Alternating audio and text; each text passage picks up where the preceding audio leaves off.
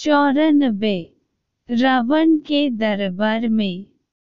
रावण के दरबार में हनुमान रावण के भव्य दरबार को विश्लेषणात्मक दृष्टि से देखने लगे। रावण का ऐश्वर्य अद्भुत था। वे सोचने लगे, अद्भुत रूप और आश्चर्यजनक तेज का स्वामी रजोचित लक्षणों से युक्त में यदि प्रबल अधर्म न होता तो यह राक्षसराज इंद्र सहित संपूर्ण देवलोक का संरक्षक हो सकता था। इसके लोकनिंदित क्रूरतापूर्ण निष्ठुर कर्मों के कारण देवताओं और दानवों सहित संपूर्ण लोक इससे भयभीत रहते हैं।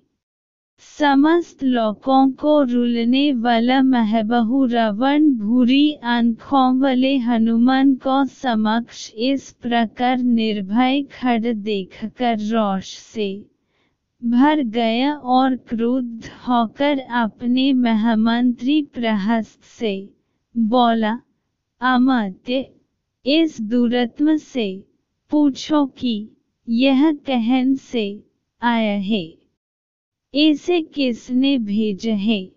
सीता से यह क्यों वार्तालाप कर रहा था, अशोकवाटिका को इसने क्यों नष्ट किया, इसने किस उद्देश्य से राक्षसों को मारा, मेरी इस दुर्जयपुरी में इसके आगमन का प्रयोजन क्या है।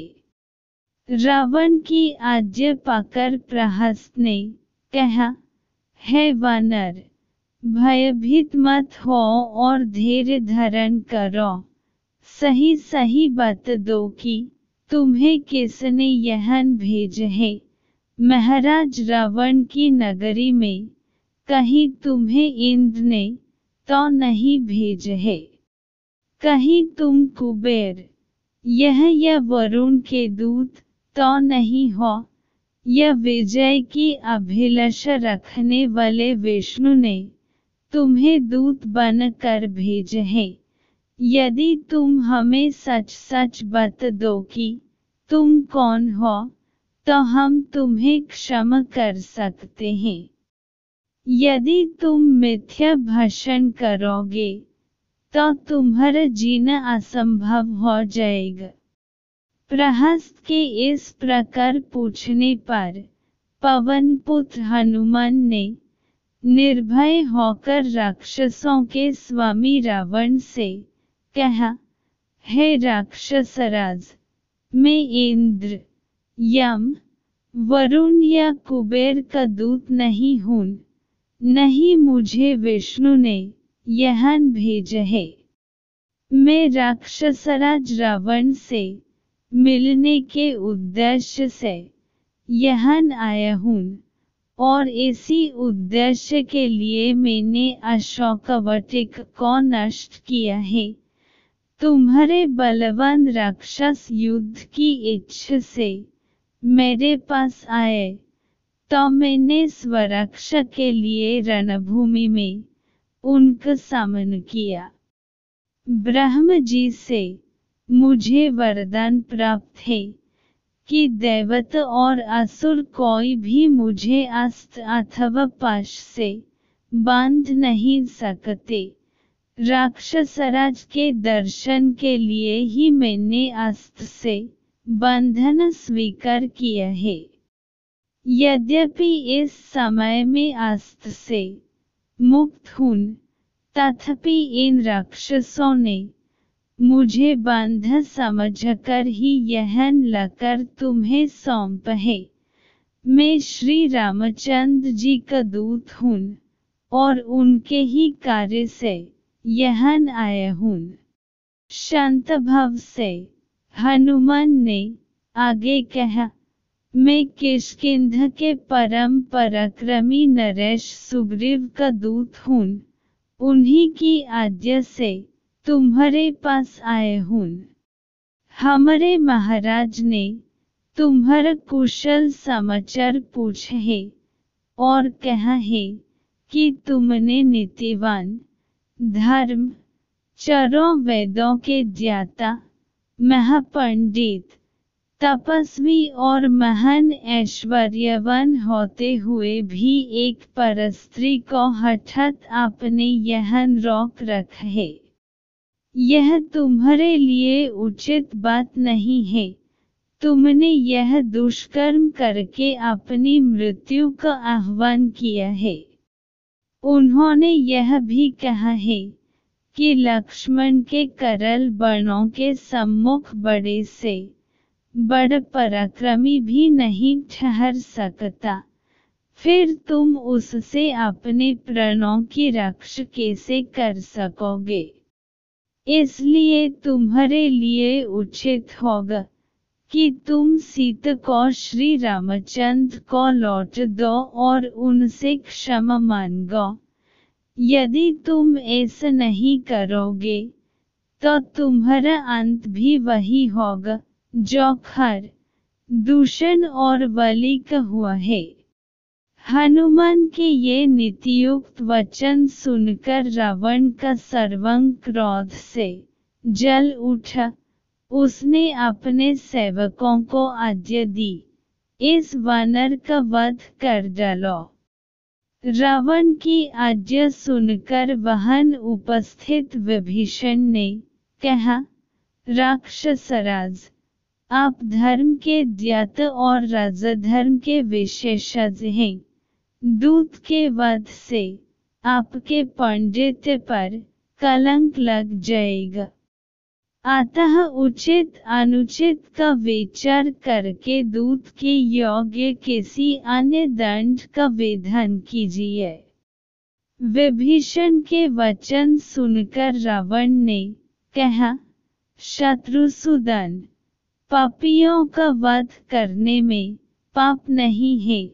इस वानर ने वटिक का विध्वंस तथा राक्षसों का वध करके पाप किया है, अतः मैं अवश्य ही इसका वध करूंगा। रावण के वचन सुनकर उसके भाई विभीषण ने विनीत स्वर में कहा, हे लंकापति, जब यह वानर स्वयं को दूत बताता है तो नीति तथा धर्म के अनुसार इसका वध करना अनुचित होगा, क्योंकि दूत दूसरों का दिया हुआ संदेश सुनता है। वह जो कुछ कहता है वह उसकी अपनी बात नहीं होती, इसलिए वह अवध्य होता है।